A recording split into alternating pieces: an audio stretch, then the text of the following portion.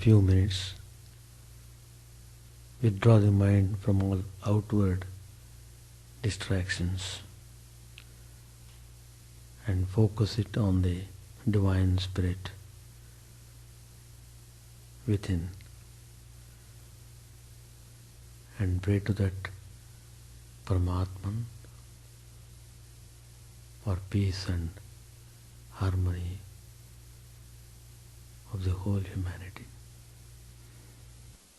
Shanti Shanti Shanti Hari Om Tat Sat. Om Stapakaya ca dharmasya sarvadharmasvarupine Stapakaya ca dharmasya sarvadharmasvarupine Avatar Varishtaya Ramakrishna Te Namah. Asato ma sadgamaya tamaso ma jyotirgamaya mrityormamritangamaya. Om Shanti Shanti Shanti.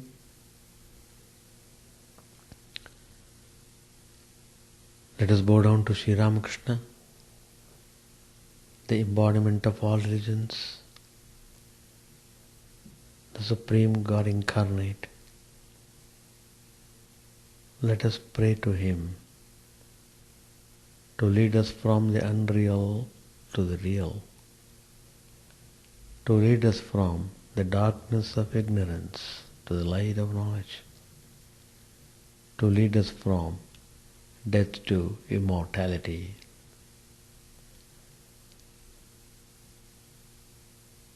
We have been studying Gospel of Sri Ramakrishna, chapter 28.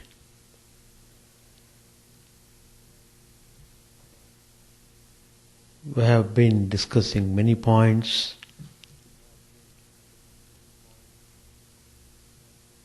Last time we concluded the topic free will. What is free will? How far we can exercise our will? Are we absolutely free to exercise the will? Is there any other will other than this free will which we are talking about? Sri Ramakrishna says everything in this universe is going on by the divine will.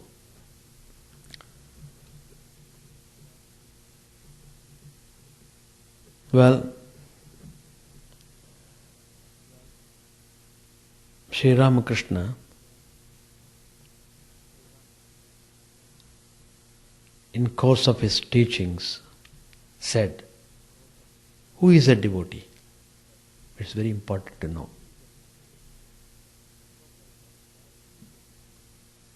Of course, there are many characteristics of a devotee given by Lord Krishna in the Bhagavad Gita. Sri Ramakrishna tells in one sentence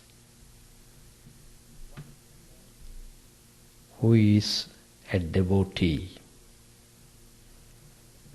It is very clear. If you understand this one sentence thoroughly, then you get what you should get. You reach the supreme goal. You get the experience of immense peace, and immense joy. That means you will conquer death. It means you realize your true nature. Your true nature is immortal. You are immortal.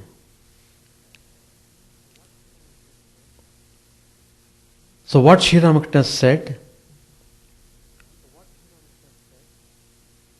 in answering to the question put by him, who is a devotee? Sri Ramakrishna himself answered, he whose mind dwells on God.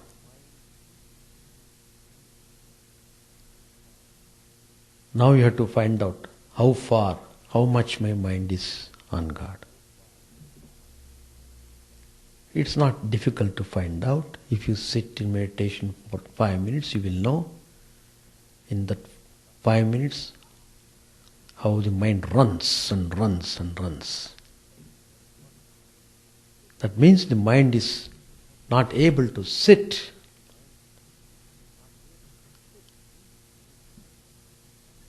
In God. Well, Sri Ramakrishna said, he whose mind dwells on God is called a devotee.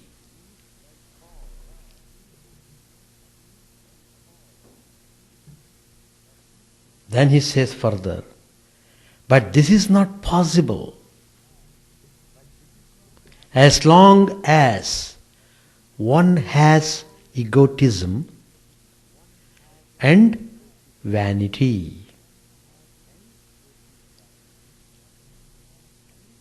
And he gives a simile. The water of God's grace cannot collect on the high mound of egotism. It runs down. Again, at another place, Sri Ramakrishna tells about the same topic. He said to Keshav Chandra Sen,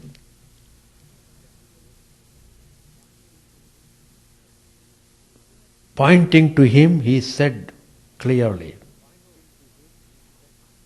give up the ego that makes you feel I am the doer. Give up the wicked ego that drags you down to the world, that makes you forget God.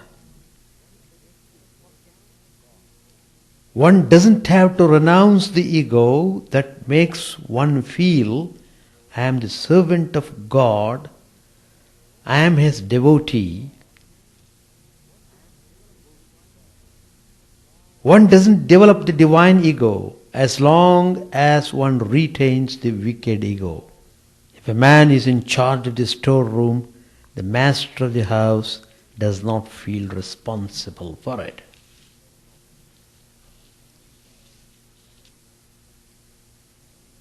Sri Ramakrishna said to Keshav Chandra Sen very clearly, he said,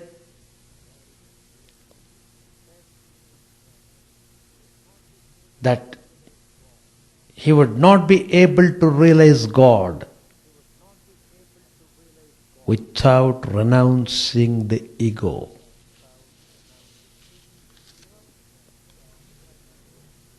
Give up the unripe ego, give up the wicked ego, but there is no harm in the ripe ego, the child ego, the servant ego, the ego of knowledge.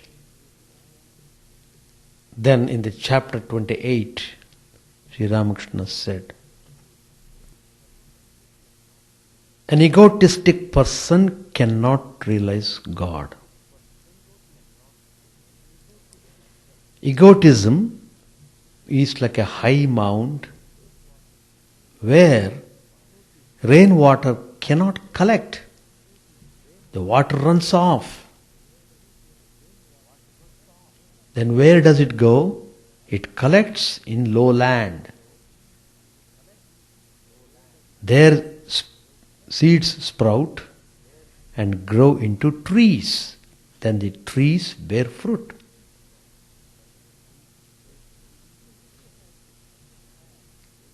So if you have to have the experience of bliss,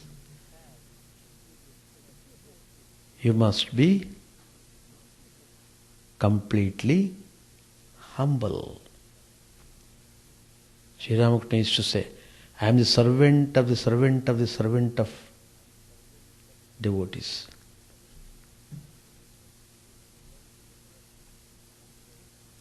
There is an interesting anecdote in the life of Sri Shankaracharya.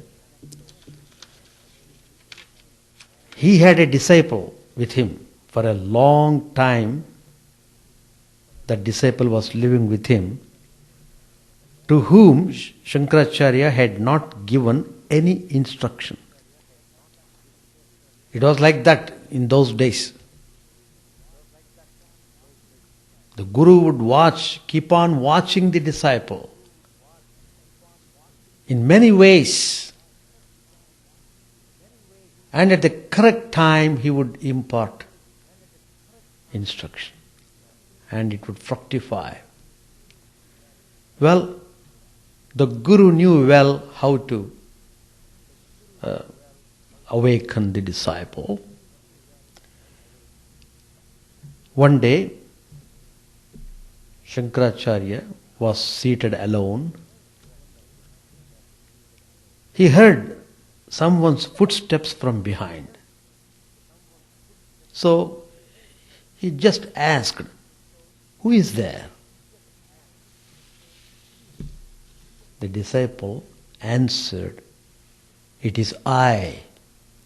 The great teacher at once said, if this I is so dear to you, then either expand it to include the whole universe or renounce it altogether. Sri Ramakrishna's two disciples,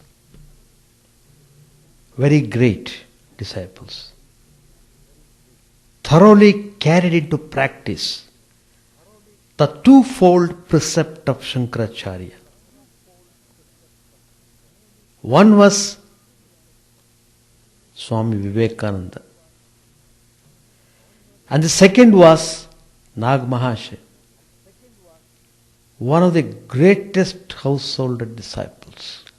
There was another great disciple, his name was Girish Chandra Ghosh. He could recognize utter egolessness in Vivekananda and in Nag Mahasaya.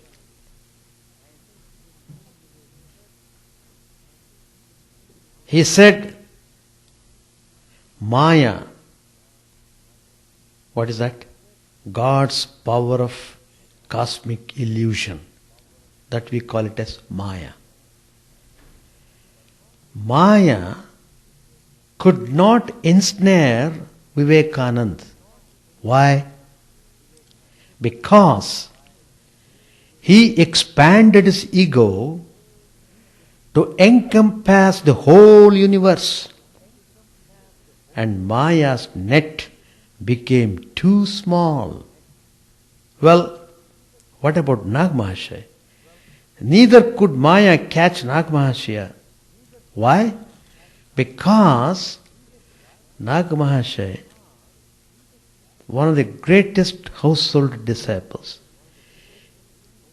he became so minute through self-effacement that he escaped through the meshes.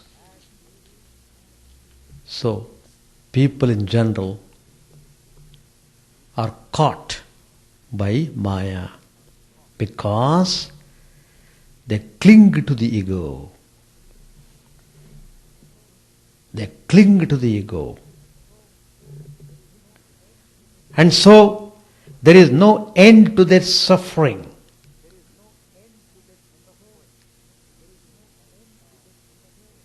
spiritual life starts when you track down this ego.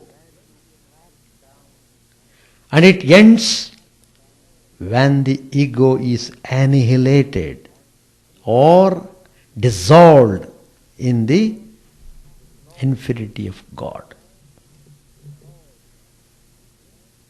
Sri Ramakrishna used to repeat a couplet. It's very nice. When shall I be free? When I shall cease to be. When shall I be free? When I, means the ego, shall cease to be. Then I will be free. As sure as we have the mind and consciousness, we shall have the ego. Without that, no earthly life is possible. You can't carry on anything in this world without ego. That's all right, but we are utterly unaware of its insidious power and unfailing presence.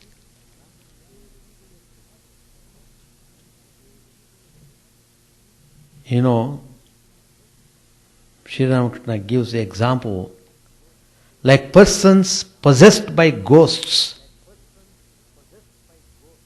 We fail to understand that we are under the thumb of the ego. In a very significant saying, Sri Ramakrishna equated Maya with ego. Maya is nothing but the egotism of the embodied soul. This egotism has covered everything like a veil.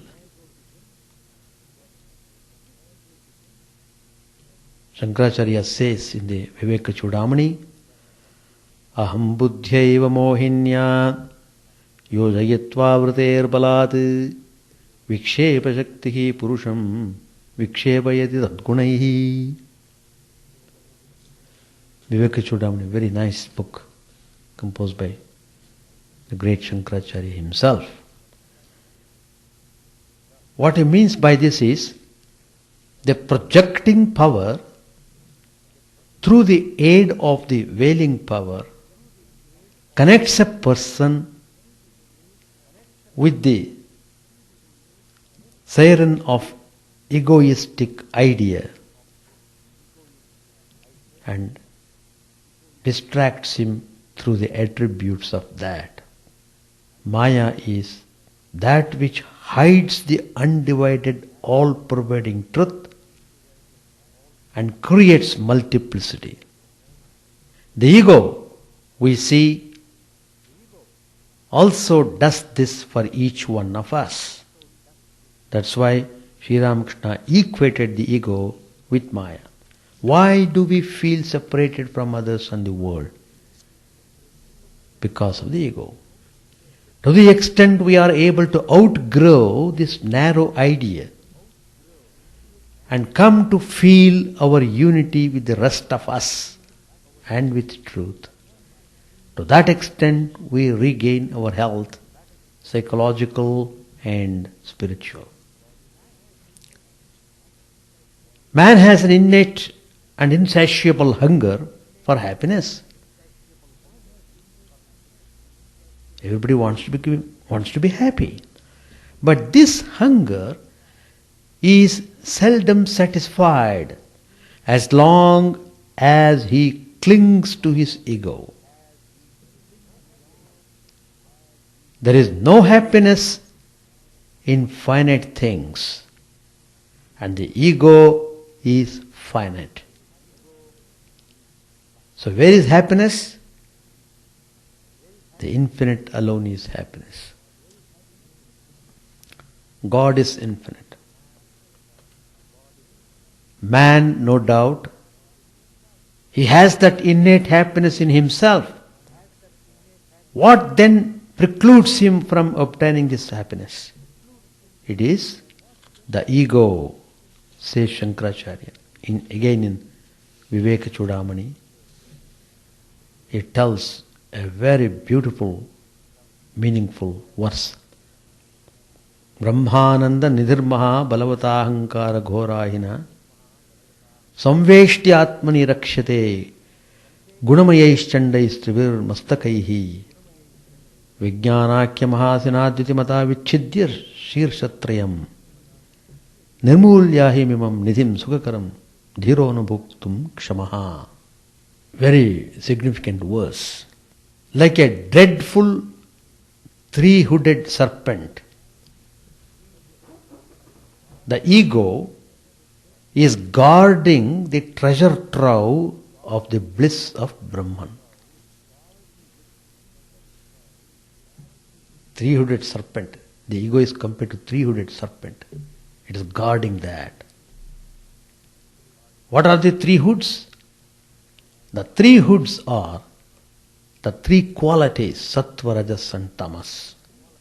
Now, if you have to get into that treasure trove, you can't get into that unless you kill the serpent. It is not easy to kill the serpent because it is a three-hooded serpent. It is not one. So, you need very sharp sword. What is that? Knowledge of Brahman or reality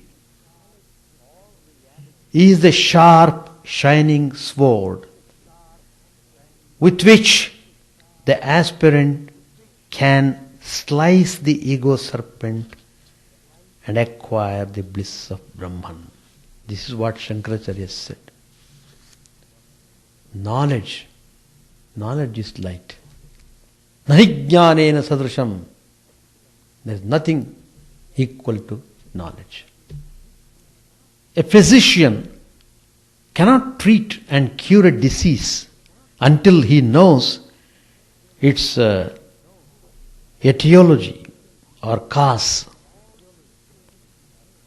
For all spiritual teachers and aspirants, the ego has an etiological significance.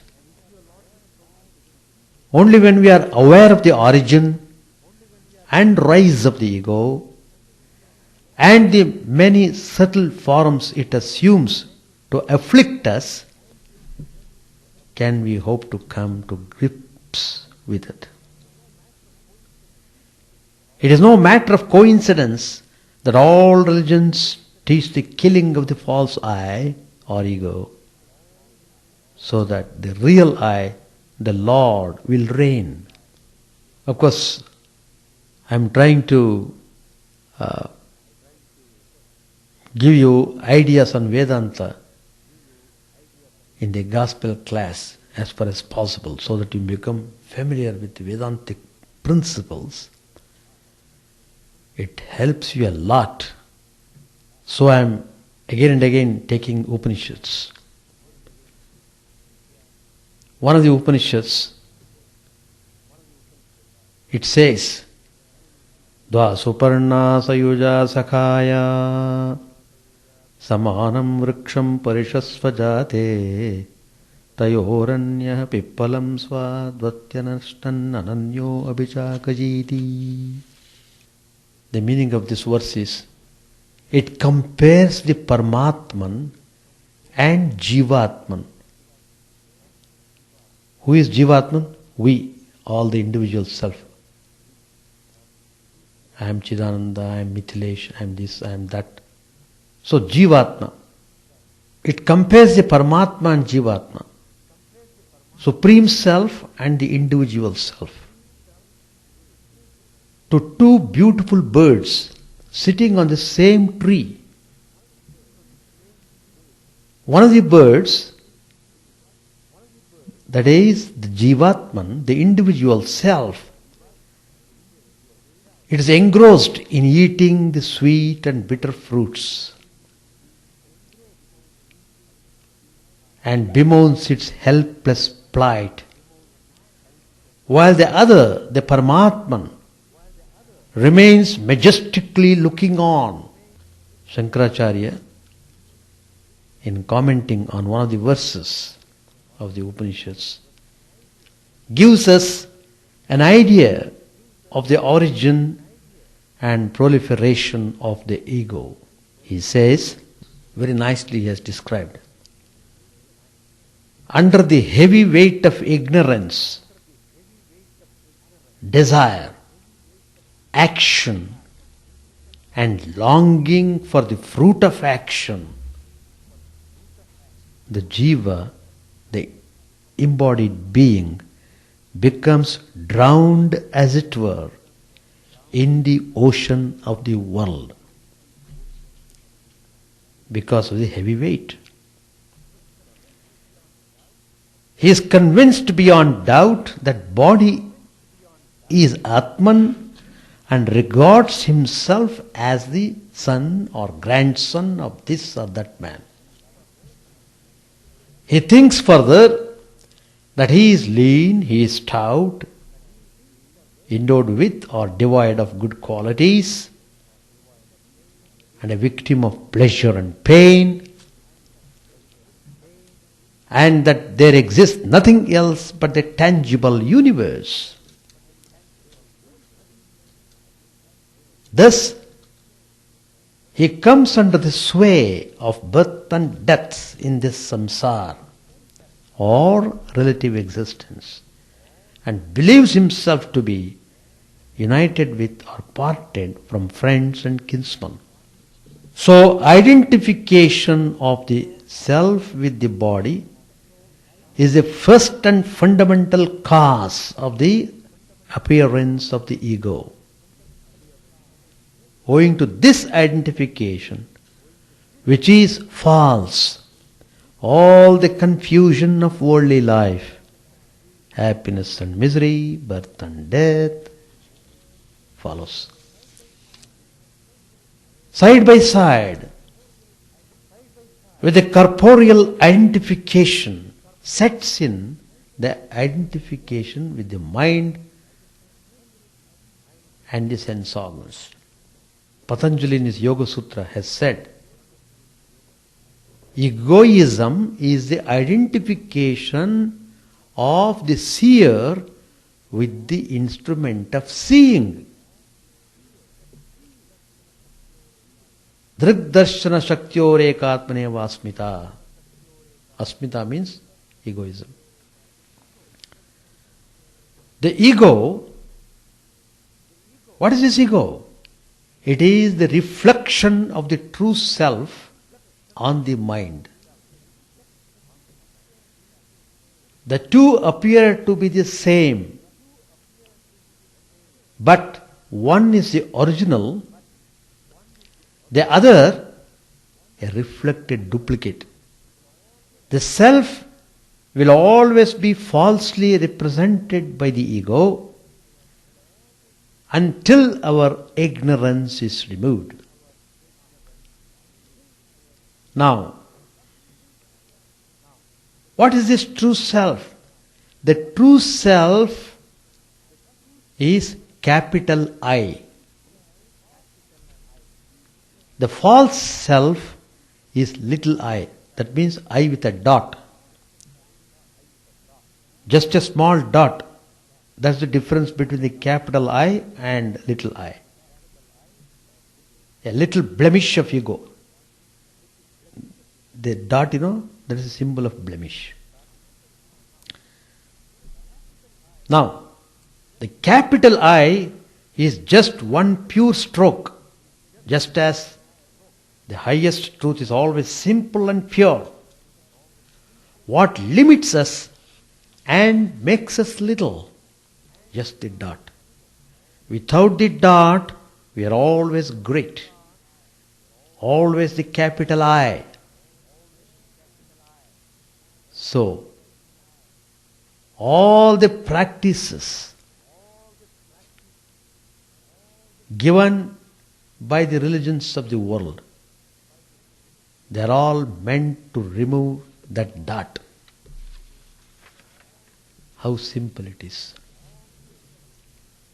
All the difficulties and turmoils can be removed from our lives in no time, just by taking away that spot. But preparation for that is what takes time. Preparation. Many times we climb up only to slip down. Once I saw in my bathtub when I was taking bath, a small spider. I don't know how it came there. The water was splashing and it was feeling uncomfortable. And I have no time to stop the water and lift it up and so on. Time was running on. I had to run to the shrine room at 4:30. I had no time even to look at it. But still I looked at it. It was struggling. What happened? It is rising up. Just almost reached the top, it slipped down. It was climbing. If it had continued for at least half a second, it would have saved its life. But it slipped down. It is just like that. We climb, we do some spiritual practice, we slip down. We slip to such an extent we break our bones. Fracture. We have to be admitted to hospital to have surgery. So, one has to be careful not to slip down. That's the point. Sometimes we get all the way up there only to find we have forgotten to take along an eraser to wipe off the dot. So we have to come down again. These are all various ways of explaining the things. The seer is a spirit in man or woman which is pure and free. The instrument of seeing includes not only the sense organs but the internal instruments or the mind also. While using these for cognition, for cogitation and conceptualization, the self forgets, as it were, its own glory and becomes identified with them. Once the self identifies with these things, then the ego pops into existence and the real self is eclipsed. We are all suffering on account of this. False I. This little I is causing trouble. Bug. So, what Sri Ramakrishna says is, you have to be free from ego, vanity. Then you will see how you get the results. I will continue the same topic in the next one or two classes. Page 546. Master asked, how is Rakal? Chuni said, he is quite well now, sir. Master said, isn't Nitya back? Chuni said, he was still there when I left. Master asked, who will bring your family back? Chuni said, Balram Babu told me he would arrange it with some reliable person. He did not mention any name. Sri Ramakrishna then spoke to Mahendra Mukherjee about Narayan, a schoolboy 16 or 17 years old who often visited the Master and was very dear to him. Master said, he is quite guileless, isn't he? The very uttering of the word guileless filled the master with great joy. Mahendra said, "Yes, sir," completely guileless. Master, his mother came here the other day. I was a little frightened to see that she was a proud woman. That day she found that Captain, you and many others too visited me. Then she must have realized that she and her son were not the only people to come here. All laugh. There was some sugar candy in the room and she remarked that it was good. That made her feel there was no scarcity of food here. I happened to tell Baburam in front of her to keep some sweets for himself and Naran. Ganu's mother said that Naran always bothered his mother for the boat hire to come here. His mother said to me, "Please ask Naran to consent to marry." I replied, "All that depends on one's fate. Why should I interfere?" All laugh. Naran is indifferent to his studies. His mother said, "Please ask him to pay a little more attention." So I said to Naran, "Attend to your studies." Then his mother said, "Please tell him seriously." All laugh. To Chunilal, "Why doesn't Gopal come here?" Chunilal said, "He has been suffering from dysentery." Master, "Is he taking any medicine?" Sri Ramakrishna was planning to go to a performance of the Chaitanya Leela at the Star Theatre.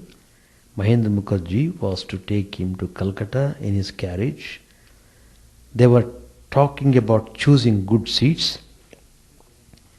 Some suggested that one could see the performance well from the 1 rupee gallery. Ram said, "Oh no, I shall engage a box for him." The master laughed. Some of the devotees said that public women took part in the play. They took the parts of Nimai, Nitai and others. Master said to the devotees, "I shall look upon them as the blissful mother herself. What if one of them acts the part of Chaitanya? An imitation custard apple reminds one of the real fruit." Once, while going along a road, a devotee of Krishna noticed some babla trees. Instantly his mind was thrown into ecstasy. He remembered that the wood of babla trees was used for the handles of the spades that the garden of the temple of Shama Sundar was dug with. The trees instantly reminded him of Krishna. I was once taken to the Maidan in Calcutta to see a balloon go up. There I noticed a young English boy leaning against a tree, with his body bent in 3 places. It at once brought before me the vision of Krishna, and I went into samadhi. Once Chaitanya Deva was passing through a village. Someone told him that the body of the drum used in the kirtan was made from the earth of that village, and at once he went into ecstasy. Radha could not control herself at the sight of a cloud or the blue throat of a peacock. It would at once awaken in her mind the thought of Krishna, and she would go into ecstasy. The master was silent a few moments and then resumed the conversation. Master said, Radha had attained Mahabhava. There was no desire behind the ecstatic love of the gopis. A true lover doesn't seek anything from God. He prays only for pure love. He doesn't want any powers or miracles. It's very troublesome to possess occult powers. Nangta taught me this by a story.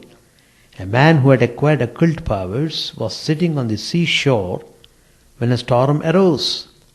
It caused him great discomfort, so he said, "Let this storm stop." His words could not remain unfulfilled.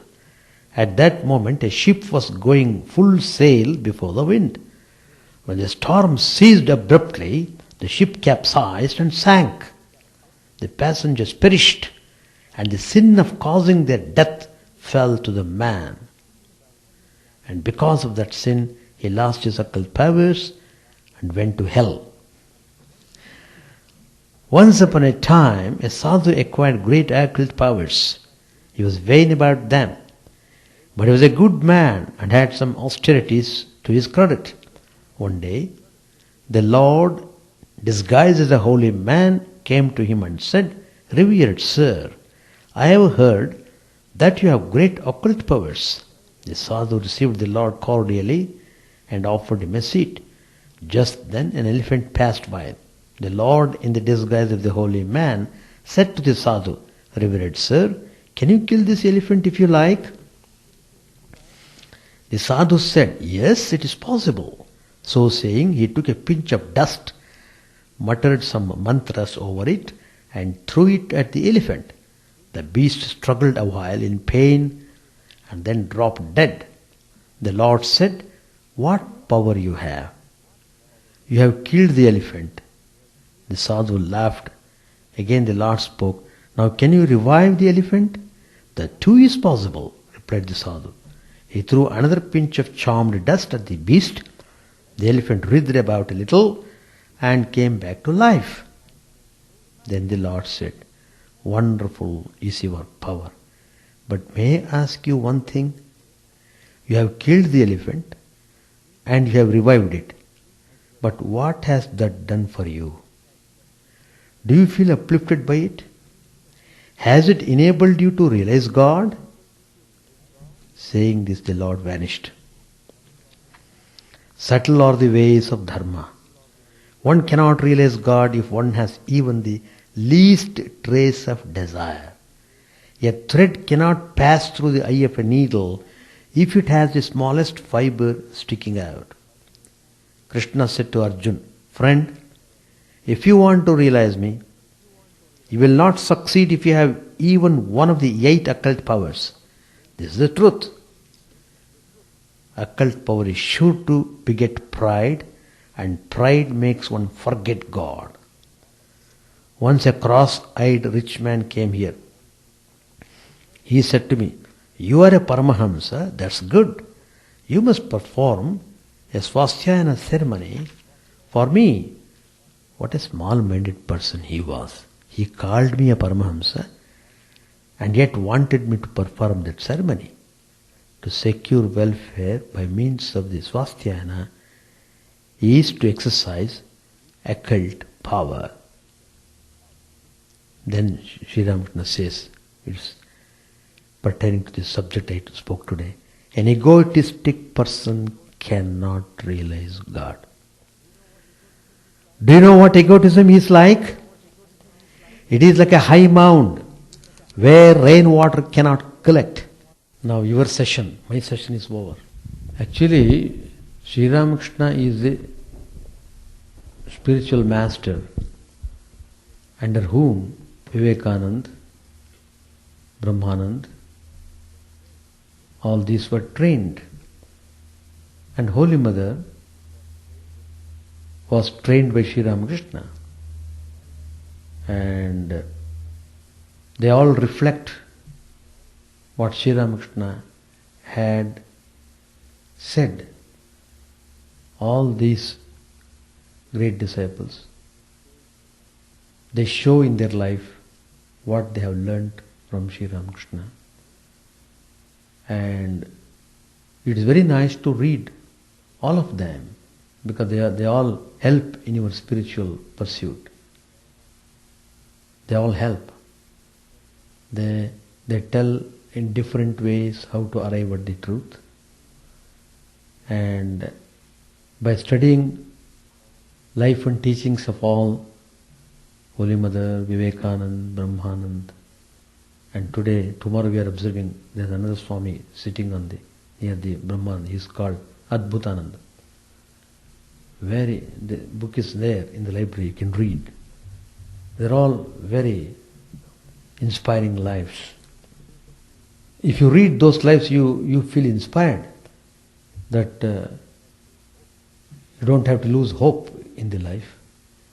On the other hand, you can start the life afresh, forget all the past, think of the present, continue your spiritual practice with all vigor, and be steady in your practices. Don't yield to distractions and allurements. Don't damage your devotion. Strengthen your devotion in every respect. So, that's the way how you should conduct yourself. You must know, coming to spiritual life means climbing the tree. As I said just now, you must be careful while climbing because there is chance of slipping down. If you slip down, you may break your leg. So, spiritual life means climbing up the tree. That's the way. Next is give your comments, observations and experience. There should be time. We will not say there is no time. That shows our time is divided and most of the time is taken up by something else. That's why Sri Ramakrishna tells in the Gospel, pray to God so that your duties are lessened. Make the duties fewer and fewer. That means so that you may devote more and more time to God. That's one way. Another way is, sometimes you get into a situation, you are helpless, you have to go, you have to do. But then, Holy Mother has said, Sri Ramakrishna has said, even though you are in that position, even though you have to pass through difficult circumstances, never forget God. Even if it is very little time, doesn't matter. Think of Him and then go to the work. That way you are safe. And Sri Ramakrishna tells, God looks into your heart. If you are sincere, He knows your difficulty. He knows you have to go and look after the child. He knows your time is taken up by something else. You are helpless. He knows everything. And so He gives great importance.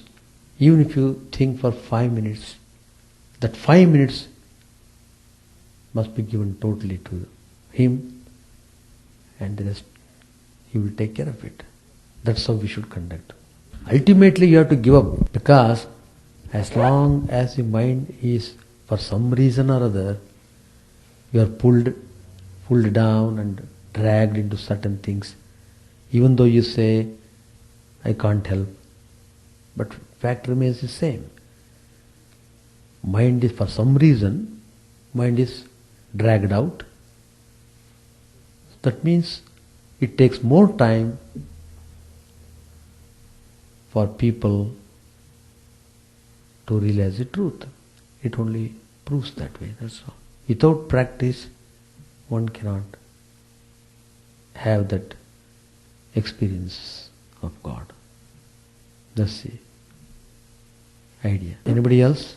And the point is, Lord Krishna, that was his posture.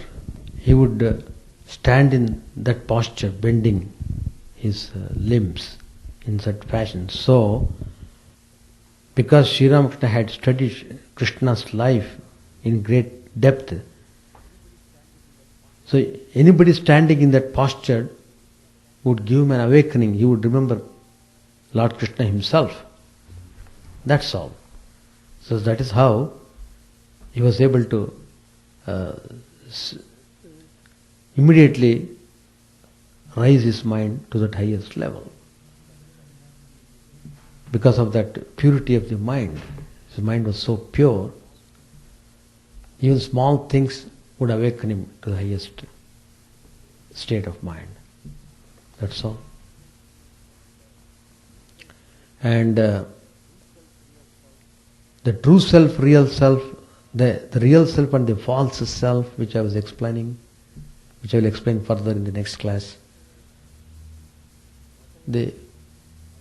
Whatever that is identified with the mind, body and senses, they come under the classification of the false ego.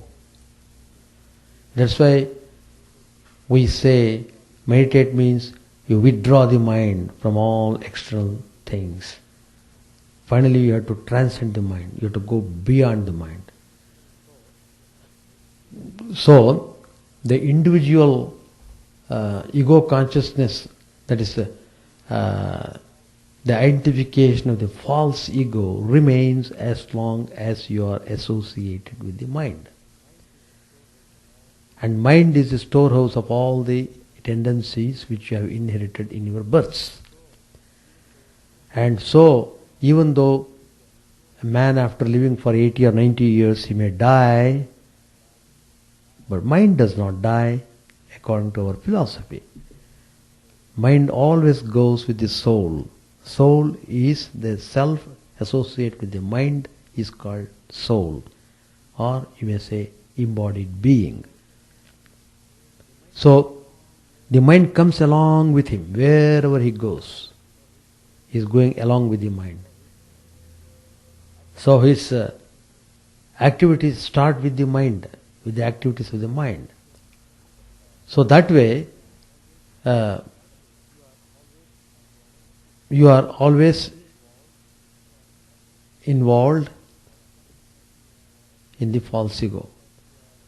So as long as you are identified with the false ego, you will not be fully satisfied. Whatever joy you get, you don't feel any satisfaction in that.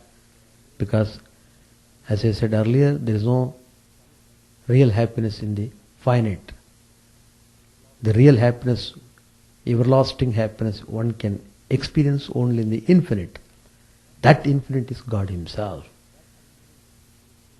That infinite is your true self. That you will realize when you dissociate yourself with ego.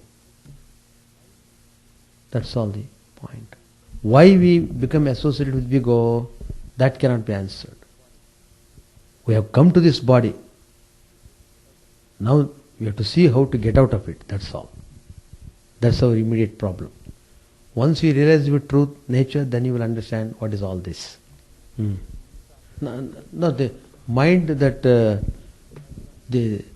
mind has got different levels. At the gross level, at the level of the mind itself. That is the individual self associated with the individual mind. That's what I mean to say. When you say ego, the ego which is troubling you, because the ego which is troubling the other person, you may not be aware of it. So I am talking about the individual self.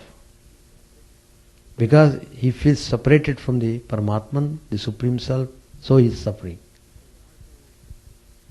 So in order to get out of suffering, one has to drop this false ego. Dropping of false ego means dissolving this mind. Dissolving this mind or annihilating. What is? That means how it is possible? It is possible only when you desire nothing. Why should you desire anything at all? Like that. So you have to have some Vedantic ideas to practice, to meditate upon. Then it becomes easy to transcend your mind, to go beyond the mind. Of course, all our spiritual practices start with the mind only. But anyway, mind is responsible for everything, but finally, mind itself becomes Atman. Sri Ramakrishna says. That means you will realize, in the final analysis, you realize nothing but Atman. That's the idea. Yeah. Next is no? Only hearing. Alright, we shall stop. Chant the name of the Lord and His glory unceasingly, that the mirror of the heart may be wiped clean and quench that mighty forest fire, worldly lust raging furiously within.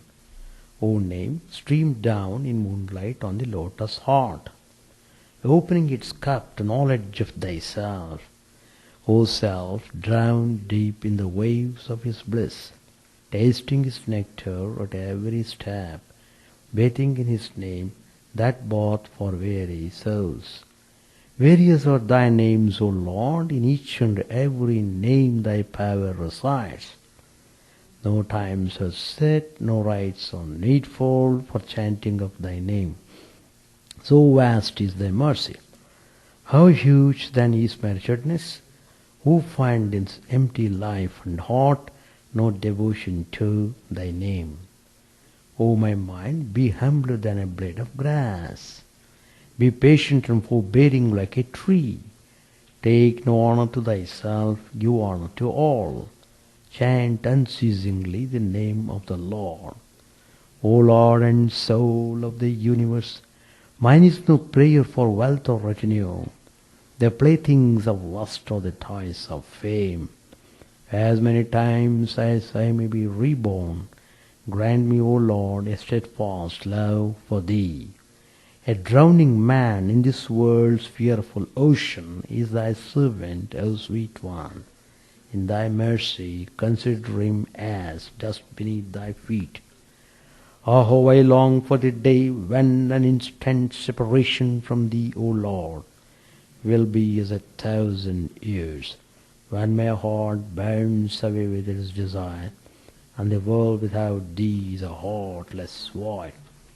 Prostrate at Thy feet let me be, in unwavering devotion, neither imploring the embrace of Thine arms, nor bewailing the withdrawal of Thy presence, though it tears my soul asunder. O Thou who stealest the hearts of Thy devotees, do with me what Thou wilt, for Thou art my heart's beloved, Thou and Thou alone. O Lord, lead us from the unreal to the real, lead us from darkness to light, and lead us from death to immortality. May all be free from dangers, may all realize what is good, may all be actuated by noble thoughts, may all rejoice everywhere. May all be happy, may all be free from disease, may all realize what is good, may none be subject to misery.